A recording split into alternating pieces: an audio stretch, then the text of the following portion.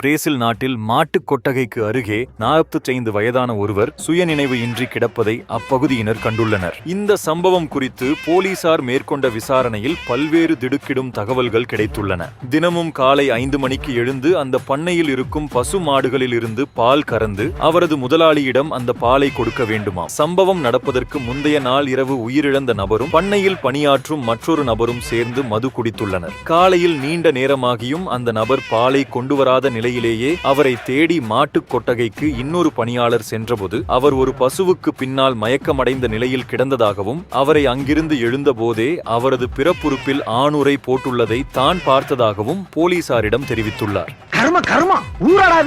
மேலும் அந்த நபர் பசுவிடம் உடலுறவு மேற்கொள்ள முயற்சித்திருக்கலாம் என்றும் அப்போது பசு அவரை உதைத்ததில் அவருக்கு பலத்த காயம் ஏற்பட்டிருக்கலாம் என்றும் கூறுகின்றனர்.